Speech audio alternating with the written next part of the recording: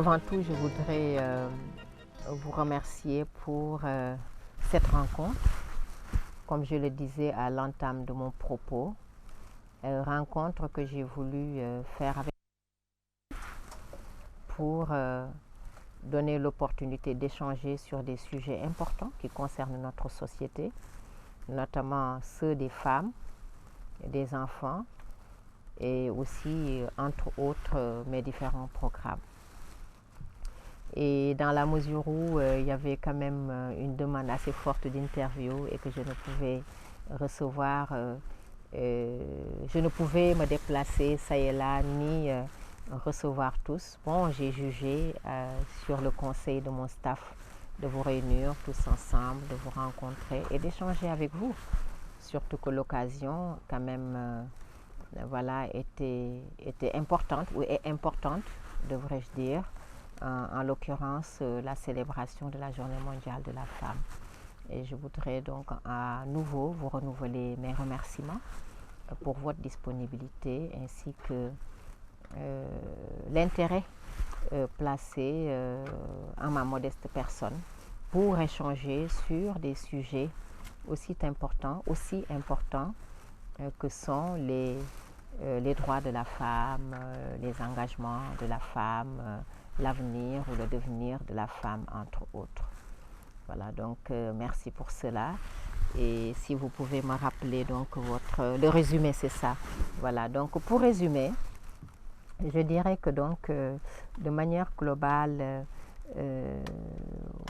s'il y avait aujourd'hui un constat à faire, je dirais que j'ai une grande satisfaction, en tout cas à l'endroit des femmes, parce que mon constat en tout cas, et qui est un constat juste, qui n'est pas du tout partisan, c'est que les femmes sénégalaises, mais les femmes africaines de manière générale sont très engagées.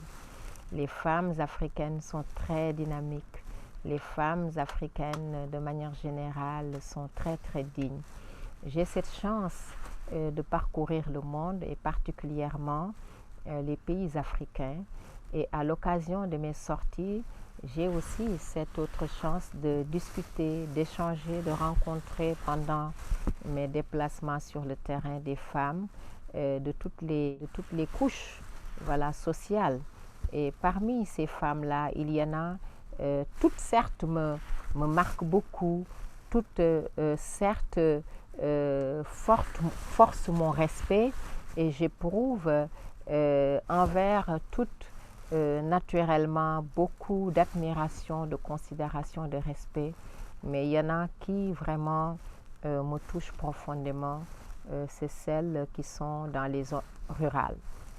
Parce que quand je les rencontre, ces femmes-là, j'en vois qui, avec une dignité, un courage et une bravoure extraordinaire, longe des kilomètres et des kilomètres d'une bassine d'eau sur la tête, son enfant porté à califourchon, et puis un sac, un autre seau d'eau sur l'une des mains, à l'une des mains, et puis un autre accessoire, ou un autre, en tout cas, un sac de linge, voilà, à l'autre main. Et puis elle longe avec dignité et courage ces centaines et centaines de kilomètres pour retourner chez elle, soit après le marché, soit tout simplement à la recherche de l'eau ou au retour des champs. Et l'on ne peut que être fier de telles personnes, de telles femmes, parce qu'elles le font avec tellement d'assiduité, de courage et de bravoure. Et pour toutes ces raisons-là, moi je trouve que les femmes africaines forcent le respect et méritent d'être encouragées, d'être soutenues, d'être revalorisées, voilà, et d'être promues. En dehors de ces femmes-là, il y en a aussi celles qui sont peut-être plus chanceuses, si je peux le dire ainsi, ou qui sont peut-être dans un carcan beaucoup plus moderne, qui sont celles qui travaillent dans les bureaux, si je peux le dire ainsi, voilà, dans les entreprises. Mais bien qu'étant des femmes qui officient dans les administrations, elles restent quand même malgré tout très très courageuses, très engagées. Imaginez-vous, Une femme qui se lève à 6 heures du matin ou à 5 heures du matin, qui prépare son enfant ou ses enfants, qui les habille, qui les aide à s'habiller, préparer le petit déjeuner, les accompagner et puis les laisser partir à l'école, finit à 6 ou 7 heures du matin et à la suite de cela se prépare elle pour aller au travail et doit obligatoirement pointer à son travail à 8h30 du matin, parfois à 8h. Voilà, à 8h30 du matin, et passe toute la journée au travail avec l'obligation d'atteindre les objectifs dans son travail, faute de quoi elle risque d'être renvoyée et parallèlement gère aussi tout ce qui se passe dans la maison. Mais quand vous voyez ce rythme de travail de toutes ces femmes, vous vous dites, mon Dieu, qu'est-ce qu'elles sont braves, qu'elles sont courageuses. Et au vu de tout cela, elles méritent le respect, elles méritent des encouragements. Et donc, moi, je voudrais vraiment saisir cette opportunité pour inviter nos dirigeants à plus de considération, plus de chance, voilà, de l'égalité des chances. Voilà, même si ce n'est qu'un mot, voilà, un mot facile à dire, il serait bon de voir dans quelle mesure encourager ces femmes, les promouvoir davantage. Parce que vous savez, la femme, elle est digne, elle est courageuse. Vous confiez de l'argent à un homme ou bien il gagne une promotion, ben écoutez, il va aller épouser sa deuxième ou sa troisième sans aucun état d'âme. La femme, par contre, sans vouloir cracher sur les hommes, parce que ce à quoi je crois, c'est que dans la société, nous sommes une famille, nous sommes unis, l'un ne peut pas aller sans l'autre, mais c'est la vérité, c'est la triste réalité. Une femme gagne une promotion, la première chose qu'elle s'empresse de faire, c'est d'aller acheter un habit neuf à son mari, d'acheter des habits pour les enfants, de rajeunir la maison en quelque sorte pour montrer sa fierté, dire voilà, maman a gagné de l'argent. Donc quelqu'un comme ça qui contribue constamment dans la famille, qui soutient la famille, qui se bat pour l'avancée de cette famille et la joie de cette famille mérite d'être promue. Mérite qu'on investisse sur elles. Il faut investir sur les femmes. Les femmes, elles sont courageuses, elles n'aiment pas la défaite. Elles aiment se battre pour y arriver et pour réussir. Donc, quand on a une femme dans une banque, vous voyez, généralement, elles travaillent toujours de manière honnête, elles sont sérieuses. Donc, il faut investir sur les femmes pour les accompagner et pour permettre le développement, le renforcement, voilà, de notre développement en Afrique. Donc ça, c'est un autre aspect vraiment voilà, des femmes que j'ai vues qui m'amènent à faire ce témoignage ou en tout cas donner cette vision, cet avis sur elles. Et enfin, j'invite les femmes elles-mêmes, voilà, j'invite les femmes elles-mêmes à prendre ce qui leur revient. Vous savez, quand on est dans une société, quand l'on refuse de me donner ce qui me revient de droit, bien écoute, je me bats pour le prendre.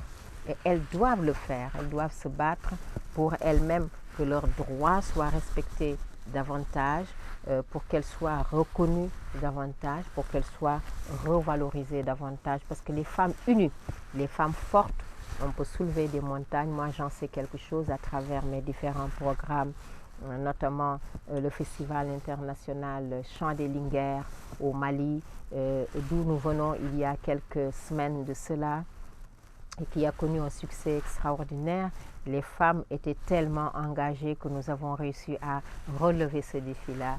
Ce festival nous a permis de réunir quelque chose comme une douzaine de chanteuses africaines issues de tous les pays, ou pratiquement des pays Sahel, une manière pour nous de passer par la musique, meilleur vecteur de communication, pour faire le plaidoyer sur des thématiques telles que la dividende démographique, l'autonomisation des femmes au Sahel, la scolarisation des filles, leur maintien à l'école, l'entrepreneuriat ou encore le leadership féminin. Et enfin, notre thème central qui est la paix, la sécurité et la cohésion sociale. Il faut passer par les femmes pour faire ce plaidoyer-là, parce que vous savez, en période de violence aussi, je ne l'ai pas dit en Wolof, mais je le dis en français, les femmes en pâtissent beaucoup, parce que les femmes sont mères. quand ton enfant sort, qu'il est agressé, il est attaqué ou il est emprisonné, certes l'homme souffre, mais la femme souffre dans sa chair. Voilà, quand il y a les guerres, dans les guerres, on sait toujours que les femmes sont prises pour des cibles, voilà, pour, comment dirais-je, pour mettre de la pression sur l'adversaire. Donc, elles subissent des viols pour mettre la pression sur l'adversaire. Donc, les femmes sont les premières actrices, pour ne pas dire les premiers acteurs, à vouloir vivre dans une société de paix, de sécurité et de cohésion sociale.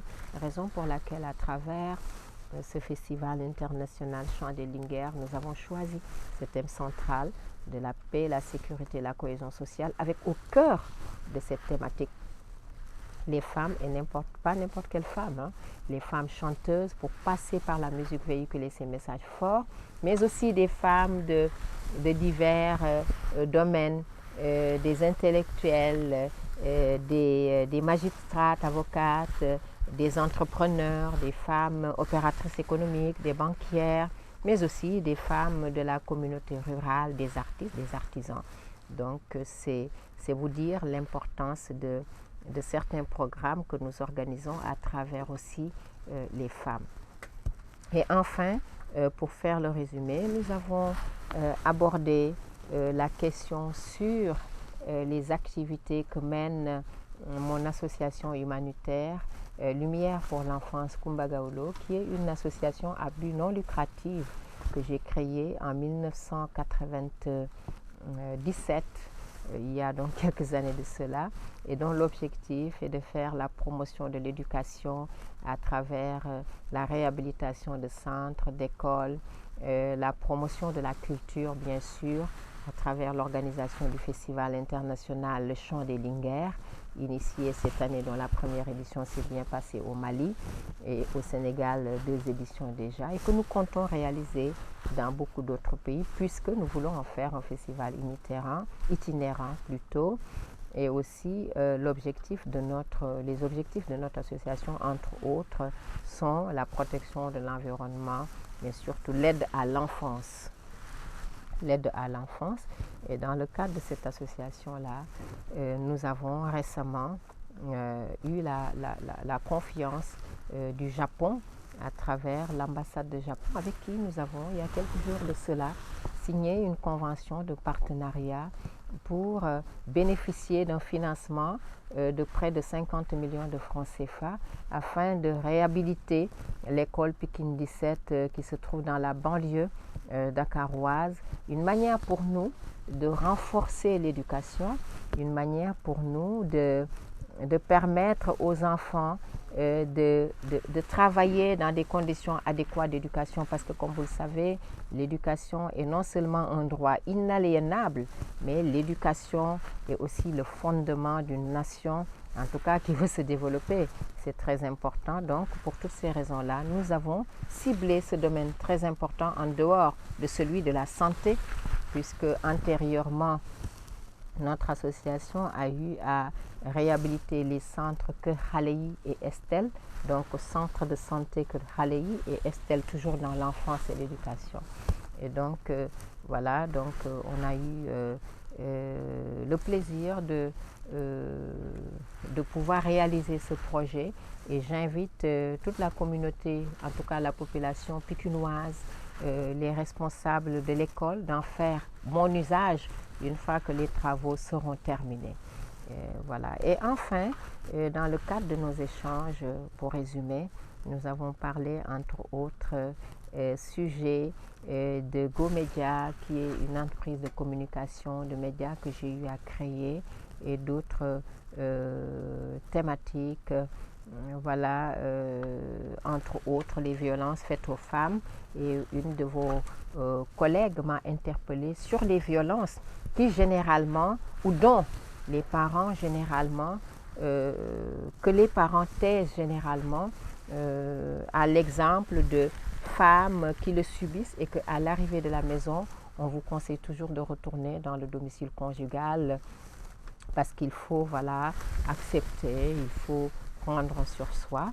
Et moi, mon opinion, à cette question. Elle est très simple, hein. Moi, je suis d'accord de partager, de subir, mais ça m'engage, encore une fois, voilà, de subir, de partager avec un homme qui a une situation modeste, de vivre même quand l'eau de pluie coule dans la chambre et que je sois obligée de mettre une bassine pour voilà, laisser l'eau se déverser là-dedans pour se protéger, mais pas accepter des coups parce que tout simplement c'est indigne pour moi et c'est irrespectueux.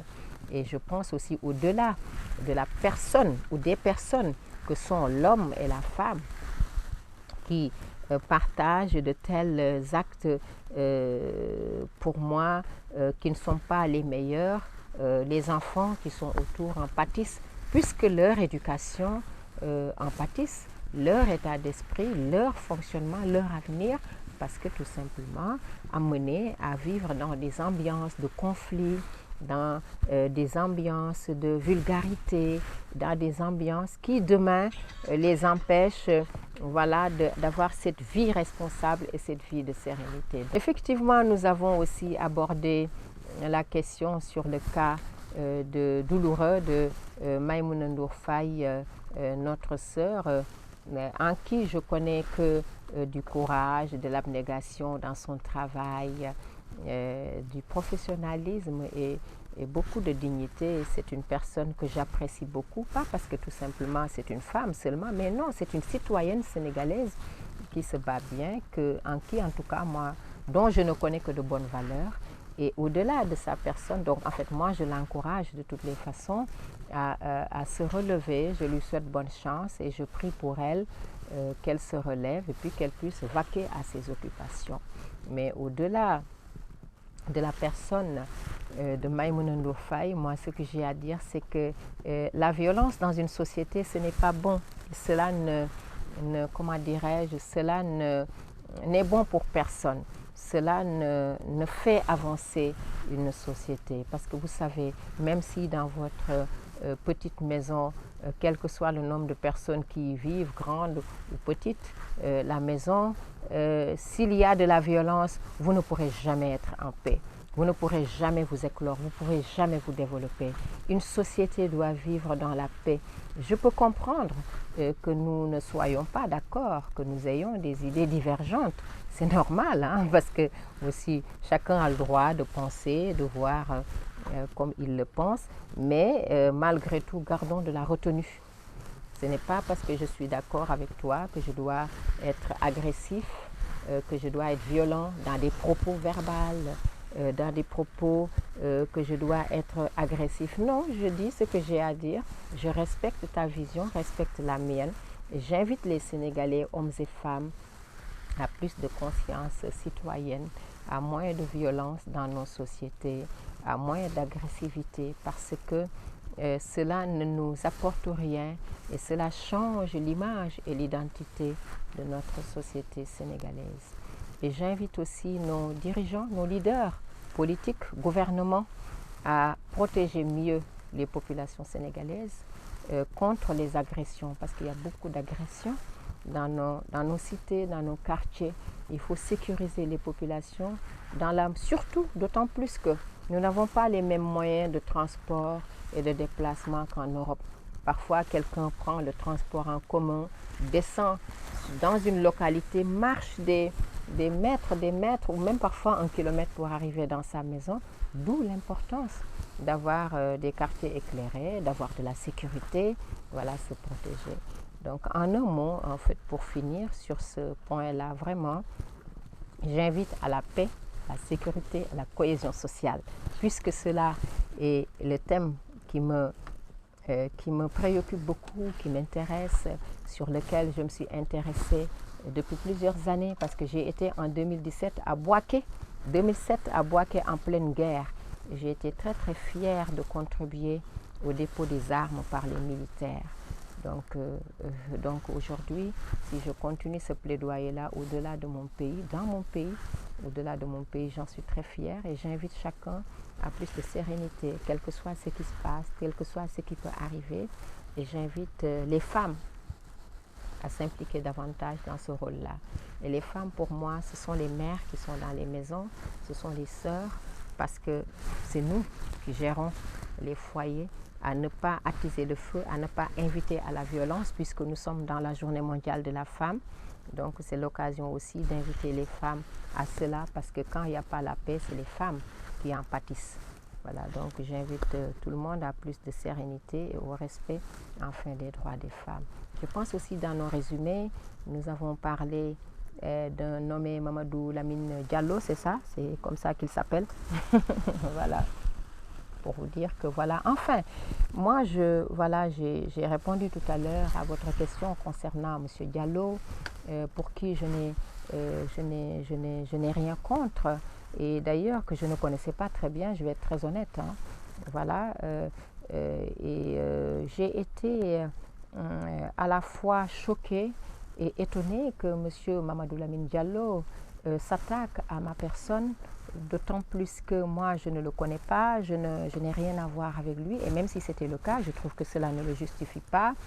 Mais j'étais d'autant plus choquée ou étonnée qu'il le fasse dans un contexte qui pour moi est un contexte citoyen.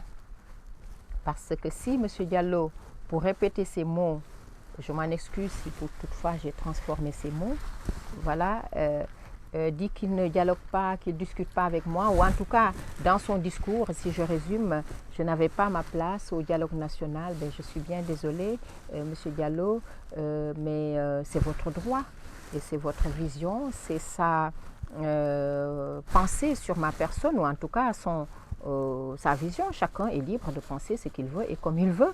Mais moi, je rappelle que je ne suis pas née en Guinée, quoi. Je n'ai pas une nationalité guinéenne, ni ivoirienne, ni malienne. Je suis sénégalaise, de nationalité sénégalaise, née au Sénégal, grandie au Sénégal, fait toute mon existence au Sénégal. Je viens de Tivavone, voilà, à 100 km de Dakar, où je marchais pour aller à l'école et je me suis battue dur pour arriver là où je suis. Voilà. Et issue de famille Gaoulo et de Griot, donc personne ne peut me sortir de ce Sénégal. Et pendant toute ma carrière et toute ma vie, j'ai travaillé dur, voilà, à rester sur la bonne voie, la ligne droite, comme me le disait mon père, et essayer de respecter les valeurs que mes parents m'ont inculquées et d'apporter ma petite pierre à l'édifice de ce cher Sénégal que nous aimons tous, pour faire partie des hommes et des femmes du Sénégal dont on peut être fier d'eux-mêmes, mais dont les parents aussi peuvent être fiers et qui peuvent être fiers d'eux. Maintenant, je ne dirais pas que je ne l'ai pas fait, je pense que j'ai fait quand même quelque chose. Et je pense que pour toutes ces raisons-là et pour les raisons qui ont fait qu'au-delà de mon pays, je suis écoutée, je suis respectée, je suis soutenue et je fais partie des gens qui comptent. Récemment au Mali, j'ai été, et parmi tant d'autres pays, hein, mais pour ne citer que le Mali, pour organiser un festival dont le thème est la paix, la sécurité, la cohésion sociale. Je trouve normal, en tant que citoyenne nationale de retour dans mon pays, que le chef de l'État de mon pays appelle au dialogue sur la paix et la cohésion, que j'y sois, en tant que citoyenne nationale, ne serait-ce que pour écouter. Maintenant, quand on me donne la parole, je pense que j'ai pris la parole comme l'aurait fait n'importe quelle citoyenne, mais en bonne citoyenne, consciente, et rien dans mes propos, je pense, n'a été hors du chemin, hors du cadre. Voilà, parce que je suis conseillée quand même par de grands intellectuels et moi-même je sais de quoi je parle. Voilà, je suis fait de la consultance, je sais de quoi je parle. Maintenant, ceci étant dit, je suis certes choquée par M. Diallo qui cherche à me dénigrer. Et je trouve que j'en ai même beaucoup parlé, mais enfin, je ne peux ne pas le faire. Mais ce que moi je dis juste à M. Diallo, c'est que je l'invite à construire une petite salle de classe dans son quartier. Parce que moi, je n'ai pas vu ce qu'il a fait pour le pays. Bon, c'est vrai que c'est un grand intellectuel parce que je l'ai vu entouré de beaucoup de dossiers. La preuve comme quoi il a beaucoup lu. Et c'est très bien. Mais ce serait bon quand même que son savoir, qu'il puisse le mettre à d'autres profits que de s'attaquer à une jeune femme qui lui a rien fait, qui essaie juste de faire pour son pays et qui essaie de bien faire. Mais je vous invite, M. Diallo, à construire une salle de classe dans votre quartier parce que moi, là, en ce moment, je suis en train de construire toute une école, à l'école Pikine 17. Et quand vous aurez fait cette salle de classe-là, je serai d'accord que vous m'invitez à un débat. Nous allons tous les deux en discuter. En ce moment-là, je pourrais vous donner une autre réponse. Donc, je pense en gros que, voilà, c'est, voilà, en gros, je pense que c'est tout ce qui a été dit. Ici, sans rancune à M. Diallo, parce que je sais qu'il fait partie de mes fans et il m'aime bien en fait. Voilà.